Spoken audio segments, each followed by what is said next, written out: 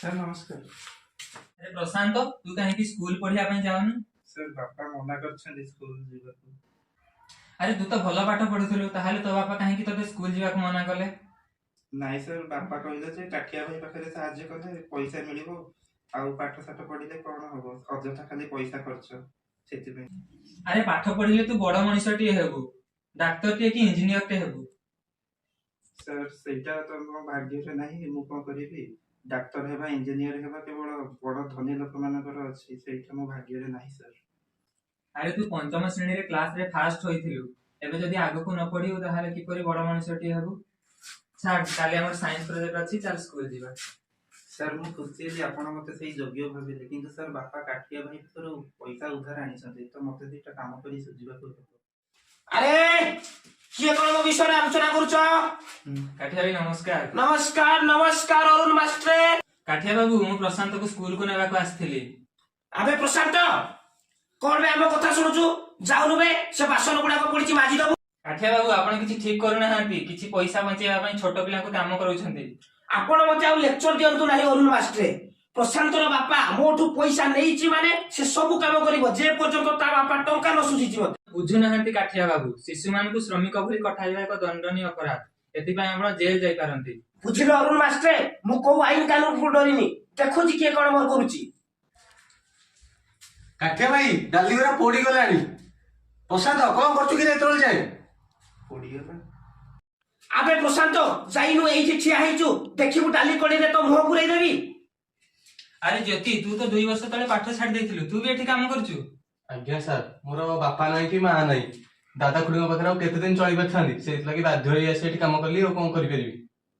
काठिया बाबू आपण दुईटी पिलार भविष्य बर्बाद करछंती यह एक दंडनीय अपराध। आपण टिकी फुल गुडी को फुलमाला गंथियार व्यवहार करछंती।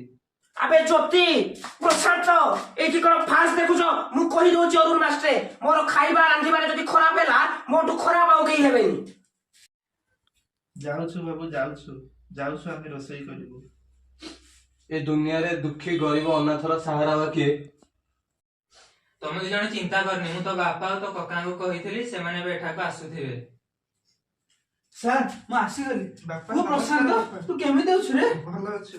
भलो अछि देते कांचू काहे की बुआ?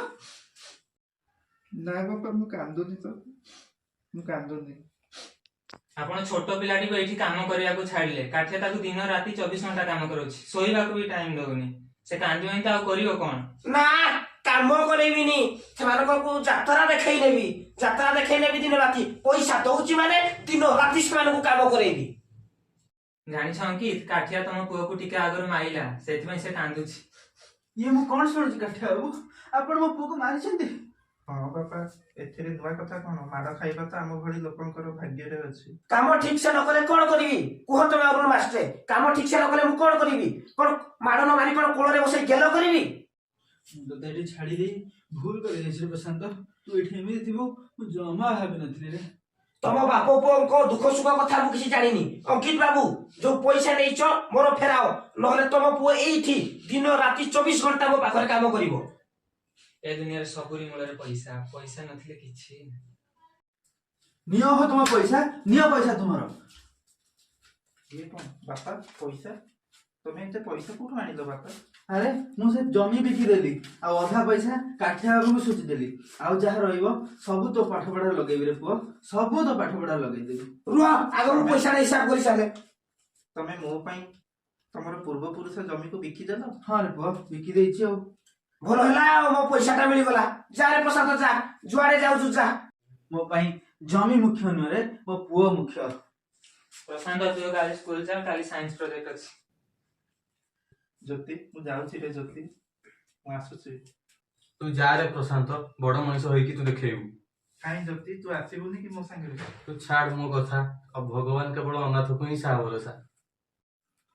अबे ज्योति प्रशांत तो पळेला बे एबे नुआ गोटे पिला को खोजिबा को पड़िबो जहा काम रे लागुछि काम रे रखिबा पई आ हो चल काम करिबो चल जहा तो हैला से तो गला तू चल एबे काम करू चल।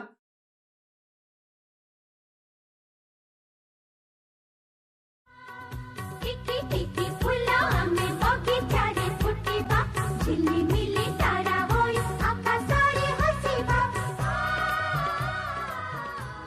चा एथरो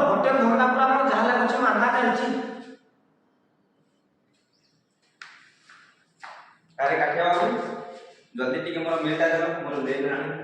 ଓ ବାବୁ ଯେ ଦଉଛି ମିଲ୍ ଦେବି ଯେ ସେ ପୁରା ଅଇଁଠା ବାସନ ଗୁଡ଼ା ମଜା ହେଇନି। ଟିକେ ଅପେକ୍ଷା କରନ୍ତୁ, ମୁଁ ଟିକେ ବୁଝିକି ଆସୁଛି ଅଇଁଠା ବାସନ ଗୁଡ଼ା ମଜା ହେଲାଣି ନା ନାହିଁ।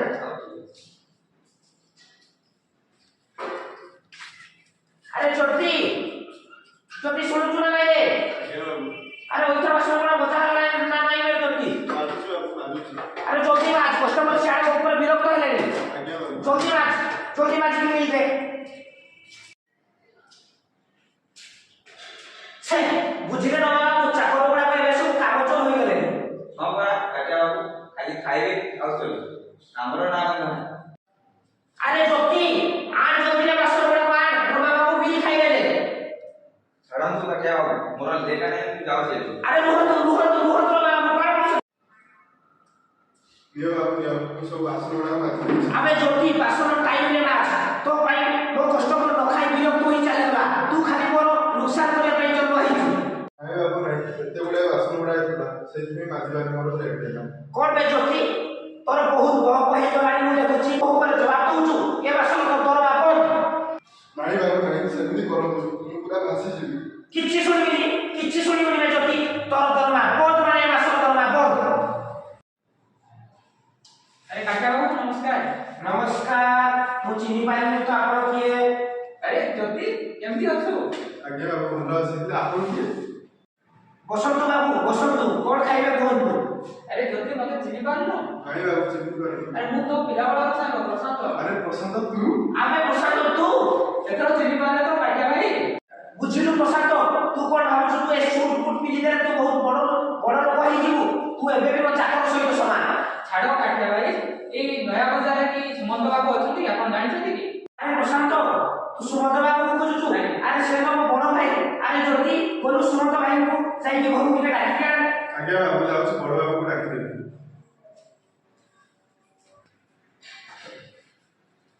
ଆରେ ପ୍ରସନ୍ନ ବାବୁ ଆପଣ? ଆଜ୍ଞା ନମସ୍କାର। ଆରେ ସୁମନ୍ତ ଭାଇ, ଏ ଛାର ଚାକରଟାକୁ ତମେ କାହିଁକି ନମସ୍କାର କରୁଛ? ତୁ ଚୁପ ରହ କାଠିଆ, ତୁ ପ୍ରସନ୍ନ ଭାଇ କି କଣ ଜାଣିଛୁ? ସେ ହେଉଛନ୍ତି ସାକ୍ଷାତ ଈଶ୍ୱରଙ୍କ ଅବତାର। ତମେ କାହିଁକି ଏମିତି କହୁଛ ଭାଇ? ପ୍ରଶାନ୍ତ ଏମିତି କଣଟା କରି ପକେଇଛି କି ତମେ ତାର ଏତେ ପ୍ରଶଂସା କରୁଛ? ଆରେ କାଠିଆ, ପ୍ରସନ୍ନ ବାବୁ ହେଉଛନ୍ତି ସେ ଡାକ୍ତର ଯିଏକି ଆମର ଝିଅ ଖୁସିର ଜୀବନ ବଞ୍ଚେଇଛନ୍ତି। ଆପଣ ସତ କହୁଛନ୍ତି ସୁମନ୍ତ ଭାଇ? ପ୍ରଶାନ୍ତ ହଉଛି ସେଇ ଡକ୍ଟର ଯିଏ ଆମ ଝିଅ ଖୁସିର ଜୀବନ ବଞ୍ଚେଇଛି? ଆରେ ସେମିତି କୁହନ୍ତୁନି ସୁମନ୍ତ ବାବୁ, ଡାକ୍ତର ହିସାବରେ ଖୁସିର ଜୀବନ ବଞ୍ଚେଇବା ମୋ ଧର୍ମ। ବସନ୍ତୁ ଡାକ୍ତର ବାବୁ। ଆରେ ପ୍ରଶାନ୍ତ, ତୁ ମତେ କ୍ଷମା କରିଦେ ପ୍ରଶାନ୍ତ, ମୁଁ ତତେ କେତେ କାମ ପାଖରେ କରେଇଛି। ଏଇଟା ଟଙ୍କା ବଞ୍ଚେଇବା ପାଇଁ ତୁ ପଞ୍ଚମ ଶ୍ରେଣୀରେ ପଢିଲା ବେଳେ ମୁଁ ତତେ କାମ କରାଇଛି, ମତେ କ୍ଷମା କରିଦେ ପ୍ରଶାନ୍ତ। ଆରେ ଛାଡ଼ କାଠିଆ ଭାଇ, ସେ ପୁରୁଣା କଥାକୁ ମନେ ପକାଇ ଆଉ ଲାଭ ନାହିଁ। ଆରେ ଛାଡ଼ ସେ କଥା, ଚାଲ ଆମ ଡାକ୍ତରଖାନାରେ କଣ ଭଲ ଗୋଟେ କାମ କରିବୁ। ଆରେ ଡାକ୍ତର ବାବୁ କଣ ଖାଇବେ କୁହନ୍ତୁ? ଆରେ ପ୍ରଶାନ୍ତ, ତୁ ଆମ ଝିଅ ଖୁସିର ଜୀବନ ବଞ୍ଚେଇଛୁ ମାନେ ତୁ ମତେ ଯାହା ମାଗୁଛୁ ମାଗ, ତୁ ଯାହା ମାଗିବୁ ମୁଁ ତତେ ତାହା ଦେବି। କାଠିଆ ଭାଇ ଏତିକି ଅନୁରୋଧ କରିବି, ଏଇଟା ଟଙ୍କା ବଞ୍ଚେଇବା ପାଇଁ ଆଉ ଶିଶୁ ଶ୍ରମିକ ରଖିବ ନାହିଁ।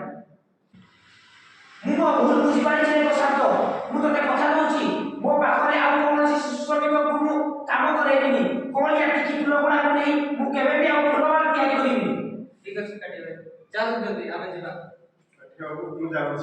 ଯା ରେ ଯା, ତୁ ବି ପ୍ରଶାନ୍ତ ଭଳି ତୋ ଜୀବନରେ ସଫଳ ହବ। ସୁମନ୍ତ ଭାଇ, ପ୍ରଶାନ୍ତକୁ ପଢିବା ପାଇଁ ସୁଯୋଗ ମିଳିଲା ବୋଲି ସେ ଗୋଟେ ବଡ ମଣିଷ ହେଲା, ଗୋଟେ ଭଲ ଡାକ୍ତର ହେଲା। କିନ୍ତୁ ମୁଁ କାହିଁକି ଜାଣି କେତେ ଶିଶୁ ଶ୍ରମିକ ଘଟେଇ ଜ୍ୟୋତି ଭଳି କେତେ ଶିଶୁଙ୍କ ଜୀବନକୁ ଭବିଷ୍ୟତକୁ ନଷ୍ଟ କରିଦେଲି। ଆରେ କାଠିଆ, ତୁ ତୋର ଭୁଲ ବୁଝିପାରିଛୁ, ଏଇଟା ସବୁଠୁ ବଡ କଥା, ଏବଂ ତୁ ମଧ୍ୟ ତୋର ଭୁଲକୁ ସୁଧାରି ପାରିବୁ। ମୁଁ ମୋ ଭୁଲ ବୁଝିପାରିଛି ସୁମନ୍ତ ଭାଇ, କାହିଁକି ଜାଣି କେତେ କଳିଆ ଟିକି ଫୁଲକୁ ମୁଁ ଗଛରୁ ତୋଳି ତାକୁ ଫୁଲମାଳ ଗୁନ୍ଥିବାରେ ବ୍ୟବହାର କରିଛି। ଯଦି ଏ ଦୁନିଆରେ ପ୍ରତ୍ୟେକ ଶିଶୁ ପ୍ରଶାନ୍ତ ଭଳି ପାଠ ପଢିଲେ ତାହେଲେ ସେ ପ୍ରଶାନ୍ତ ଭଳି ବଡ ମଣିଷ ହେବେ, ନହେଲେ ଜ୍ୟୋତି ଭଳି ମୂର୍ଖ ହୋଇ ରହିଯିବେ। ତେଣୁ ମୁଁ ଏ ଦୁନିଆର ସମସ୍ତ ପିତାମାତାଙ୍କୁ ଅନୁରୋଧ କରୁଛି କି ସେମାନେ ନିଜ ଶିଶୁଙ୍କୁ ଶିକ୍ଷାଦାନ ପାଇଁ ସ୍କୁଲକୁ ପଠାନ୍ତୁ, ନହେଲେ ସେମାନେ ଜ୍ୟୋତି ଭଳି ମୂର୍ଖ ହୋଇ ରହିଯିବେ।